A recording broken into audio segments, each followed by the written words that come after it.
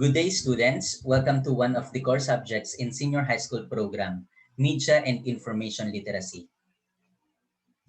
I am Mr. Gerald Desmartos, and this is a video lesson on the introduction of media and information literacy. You can find me at gerald.martos01 at deped.gov.ph. Before we get started, do me a favor and think. How many hours did you spend consuming media today? You may pause here to think. What did you come up with? 2, 4, 6, or 8 hours? Now, while on media, we encounter different images, sound clips, and video clips, which we may find funny, relatable, and sometimes alarming. Let me share this series of images that is related to our topic today. The first image is showing that Prince William is making a bad sign. But actually, if the media is trying to stain the reputation of the British royal family, it may just release the first photo or the photo at the top. No? That is the danger of one side story. Okay? But in reality, it is an image of Prince William presenting his third royal baby to the world. Okay? Next. That is the first picture. That is the second picture. That picture is misleading. The first photo gives us the feels that the place is really crowded, no? But at the second picture, it can be seen that only the front part of the place is filled with people. Okay? So this photo was taken in Omaha for Clinton and Buffett. Next picture. This image is showing U.S. Marine from the 15th Marine Expeditionary Unit helps an Iraqi soldier with water. No? But if we are going to look at the complete story, that is the second picture, and that is the whole picture. No? This is a three-part scene. The scene with the bluish color, the one at the leftmost side, denotes that the soldier is helping its enemy. But upon seeing the whole story, it's just a different story altogether. Diba? Next. Previous images showed the possible dangers of media if the user is not literate enough to evaluate the information. Okay? That is where the media and information literacy comes in. So why do we need this media and information literacy? We need this because we communicate almost 18 hours a day, 7 days a week. No? Communication is being defined as the process of sharing and conveying messages or information from one person to another within and across channels, context, media, and culture. That is according to McCornack in 2014. Now, in oral communication, you have learned that there's a wide variety of contexts and situations in which communication can be manifested. For example, it can be seen in face-to-face interaction, phone conversation, group discussion, a meeting or interview, a letter correspondence, class recitation, for example, reading newspaper, or watching this video clip. No, it is already a form of communication. Media and information literacy must exist in any form of communication. That is to ensure that the real message is being sent accurately and will be received accurately. Okay? So, the succeeding slides will give us the set of important terms related to media and information literacy. Let's begin with the term literacy. It is the ability to identify, understand, interpret, create, communicate, and compute using printed and written materials associated with varying contexts. Literacy involves a continuum of learning wherein individuals are able to achieve their goals, develop their knowledge and potential, and participate fully in their community and wider society. Before, we define literacy as being able to read and write, no? Ganun lang ang pagkaka-explain natin sa literacy. But as the world, or because the world is changing, the era is changing, we are now in information age, right?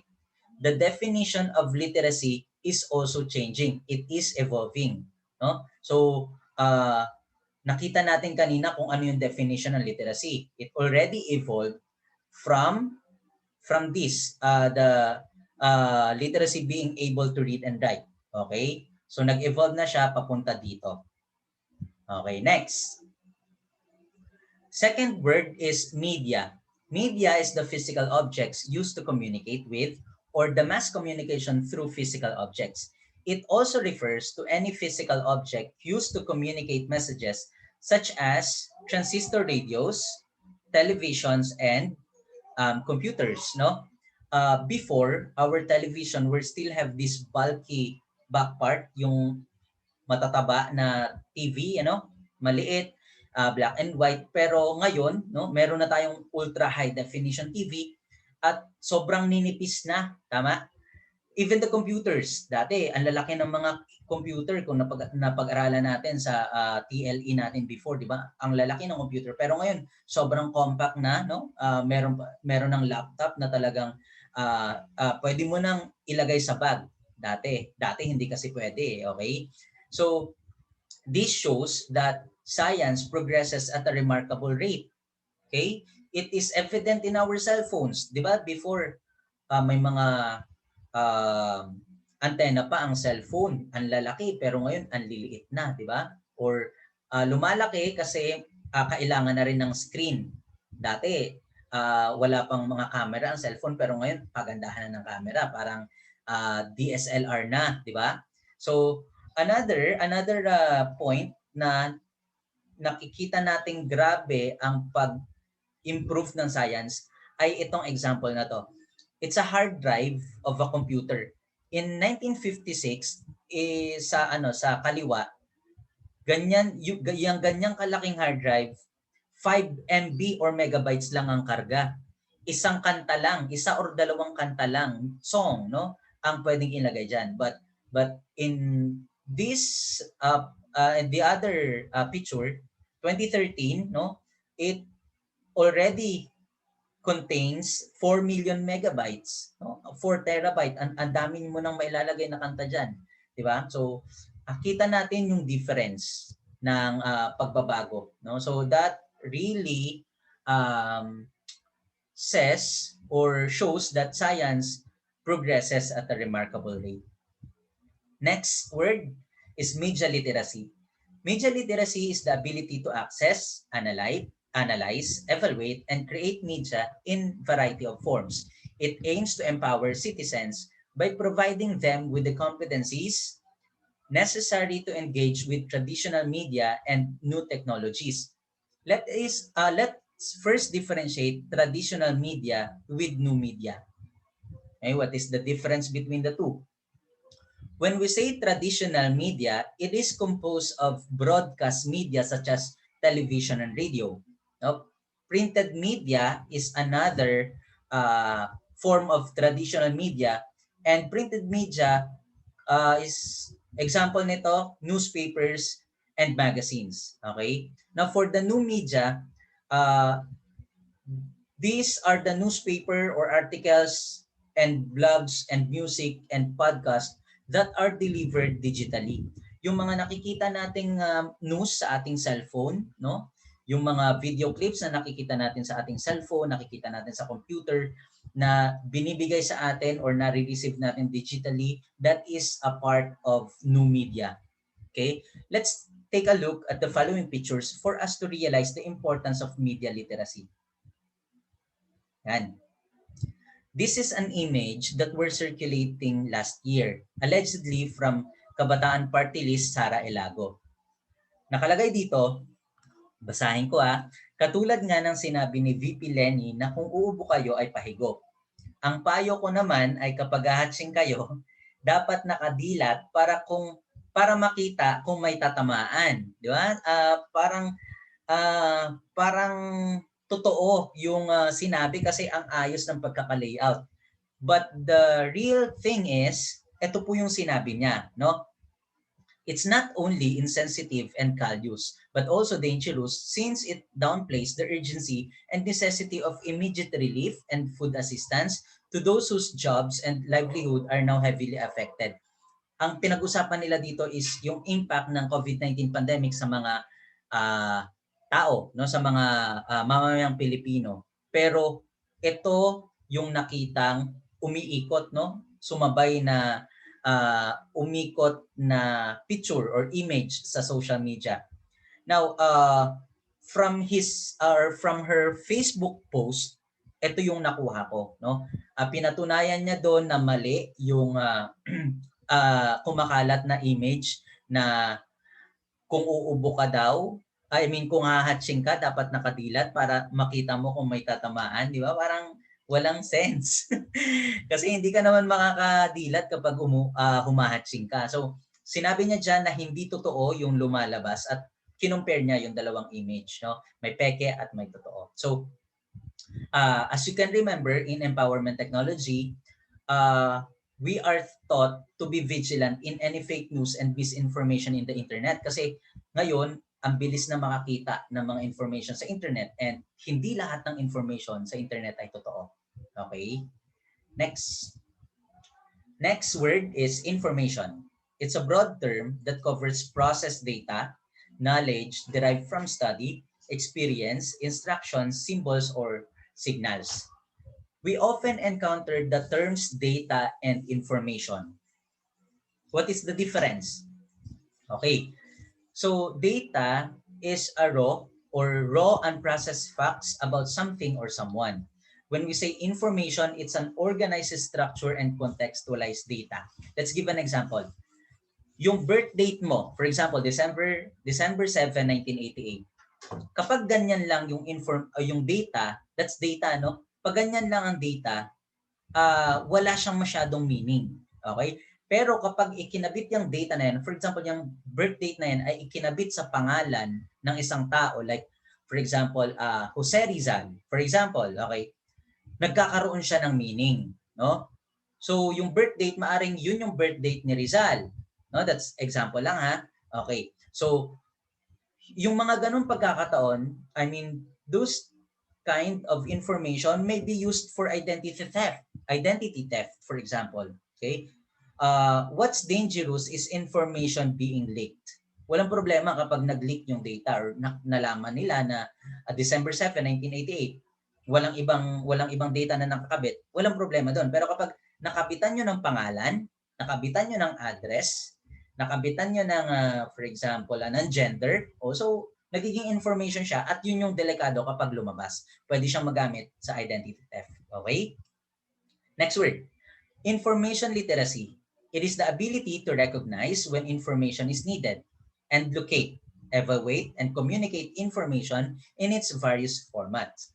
Let us watch the short video clip from YouTube to deepen our knowledge about information literacy. That's what, panoorin po natin to, ano? Hello, and welcome to a short video presentation on information literacy. We live in a world where we are surrounded by vast amounts of information. It's all around us, in books, on the television, in the newspaper, and online. Due to this vast amount of information available, information literacy is a critical skill needed for thriving in today's society. According to the Alexandria Proclamation, information literacy is needed in education to prepare students for the real world and in the workplace to ensure economic growth and development. It is also needed to participate in civic duties and make informed decisions concerning issues affecting society, as well as maintaining health and well-being. But what exactly is information literacy? Well, first, it's the ability to identify the need for information. This means you don't wait around for someone to provide you with information, but rather you actively seek out information to questions you have or problems you're trying to solve. It also involves being able to locate relevant information and then evaluate the information for its accuracy and credibility. Finally, information literacy involves being able to apply information in an accurate and ethical manner while giving proper credit to the original author. In the digital age, information literacy is an essential skill. For instance, consider a search on Google for the keywords information literacy. A total of 18,700,000 results are found. With this vast amount of information, a person needs to be able to decide which information is relevant and accurate. The ability to recognize reliable information also helps to protect personal safety when working online and protect private information such as credit card numbers. Common Sense Media suggests that as an educator, you can help your students develop information literacy by teaching students about domains and how to search using effective keywords. Have students evaluate the credibility of information that they have found online by asking questions such as, who is the author? When was this information published? Is the information accurate? Whose perspective is present and whose may be left out? Help students to understand plagiarism and teach them how to cite information properly. Finally, when communicating information, model for students how to communicate effectively for a specific purpose and audience. So developing information literacy seems easy, right? Well, consider the following. With the vast amount of information online, how can cognitive overload be minimized or avoided? How can we assess information literacy? Finally, how can educators support and motivate struggling, reluctant, and non-readers? Okay.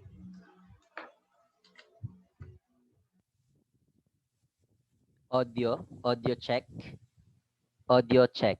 Okay. So, according to video, students should follow or should learn how to evaluate information when information is being found online, no? Paano nila pwedeng ma-evaluate kung totoo or hindi totoo ang information by asking these questions. Who is the author of the information? When was this information published? Is the information accurate? And things like that. Bigay tayo ng example. Kahapon, dito sa Rizal, no, may mga kumalat na picture or parang announcement from Rizal Provincial Capital, no, sa capital sa probinsya ng Rizal na nagsasabi na magkakaroon ng lockdown, no.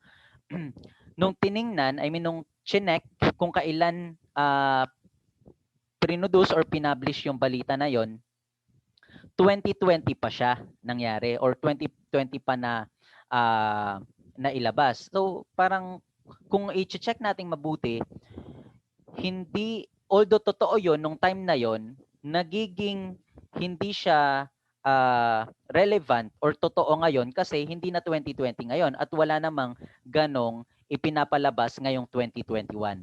Nakukuha nyo kung ano yung kahalagahan na kapag inalam mo kung kailan nilabas yung information. Okay? Isa pa, sino ang may gawa or sinong naglabas ng information? Ito ba ay isang eksperto? Ito ba ay yung mga tao na hindi natin kilala or mga videos lang ba to ng walang pinanggalingang reliable na source? So kailangan natin siyang i-check. Okay? Para hindi tayo nabibiktima ng fake news. Okay. Next. Next word is technology literacy. It is the ability of an individual, either working independently or with others, to responsibly, appropriately, and effectively use technological tools. Now, when we say technology, this is the application of science and usage of tools and machines. Using these tools, an individual can access, manage, integrate, evaluate, create, and communicate information. Global pandemic forced a lot of companies to hold work from home arrangements, no? Even kaming mga teacher, nag-work from home kami simula nung March 2020 hanggang ngayon naka-work from home kami, no? So everyone, including students, workers, and parents, were pressured to learn the basics of Google Meet, the use of Zoom, use of Google Drive, basics of emails, using online database, and especially for the students, yung mga learning management system, no? Once you are able to use these technologies to your advantage, no, you may be considered as technologically literate. Okay? Minsan kasi may mga iba sa atin na nung normal face to face pa lang ang setup sa classroom, no, hindi masyadong gumagamit ng mga ganitong technological technological equipment or applications, pero dahil nagkaroon ng pandemic, na force tayo na gumamit, okay, na force tayo na aralin sila. Well, it's very important kasi we are living in a digital age. We are living in an information area or information age. Okay? Next. Last word is media and information literacy. It refers to essential skills and competencies that allow individuals to engage with media and other information providers effectively, as well as develop critical thinking and lifelong learning skills. No? Saan natin siya mai apply? For example, in research subjects, ako as a research teacher, I always ask my students to cite or to include the reference na pinagkunan nila nung information, no? So, tinuturuan natin or tinuturuan ko ang mga estudyante na mamili at mag-analyze ng literature at studies na gusto nilang ilagay sa kanilang review of related literature, no? There are claims na sobrang controversial and kailangan ng citations. Kapag ganun ang case, halimbawa medyo controversial yung claim, no? Halimbawa, ang Japan ang pinakakilala pagdating sa anime or sa manga world. Ngayon, medyo controversial siya kasi baka may iba, for example, baka lumabas na Chinese ang pinakakilala, kailangan mo ng citation diyan. And yung alam mo about media and information literacy, that would help you para matulungan kang mag-detect at gumamit ng mga information na totoo para magamit mo sa academe or sa academics, no? So tinuturuan natin sila na kumuha ng information from reliable media sources and websites, hindi kung saan-saan lang or hindi pwede yung narinig lang. So diyan makakatulong yung media and information literacy. Isa lang 'yon sa mga pwedeng benefits ng media and information literacy. Now, how can we make ourselves media and information literate? You may pause here to think.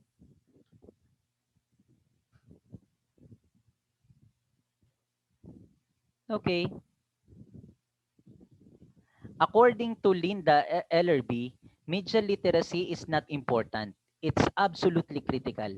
It's going to make the difference between whether kids are a tool of the mass media or whether the mass media is a tool for kids to use. You may share your thought on this one. Please press pause while processing the quotation. Press pause now. Now, in my personal opinion, we should be the one using the mass media, okay, not the other way around. We should know how to critique the things that we found, especially on social media. Ayaw natin na mabansagan na tayo ay nagpapakalat ng fake news, tama? So, kailangan nating turuan ang mga kabataan kung paano gumamit ng social media as well as kung paano maghanap ng mga tamang information sa internet. Kasi ang internet, no, sinasabi nila na tayo ay nabubuhay sa click away era. So ibig sabihin isang click mo lang nandiyan na lahat ang information. So ano ang challenge sa mga kabataan, sa mga taong tulad natin na gumagawa ng gumagamit ng World Wide Web? Ang challenge, maturuan ang mga bata or matutunan natin na i-manage ng maayos yung overwhelming information na natatanggap natin. Kasi kapag hindi natin na-manage yan, mahihirapan tayong gamitin. For example, sa case ko ulit sa research subject, kapag nagpapagawa ako ng RRL, nagugulat ako minsan, may mga batang lahat ng laman ng isang article ilalagay nila sa papel, no? So nakakagulat kasi cloning ang nangyari. Hindi na nila ni-rephrase yung content ng article na nakuha nila. Nilagay na lang nila sa papel. Minsan hindi na siya related, no? Hindi na related yung literature na nakuha nila. Basta nag-copy paste na lang sila. So doon na natin nakikita yung challenge na kapag hindi napapractice ng mabuti ang media and information literacy, pwedeng mangyari yung mga ganong bagay. Okay? Now, in this part, you may pause then answer, no? You may also use your MIL modules, turn it on page 6, and you'll find these questions. Number 1, how does media affect communication? Press pause now. Number 2, how are these concepts or how are the concepts media literacy, media information, and technology literacy connected? Press pause now. Number 3, how can you use this new learning in dealing with life? Press pause now.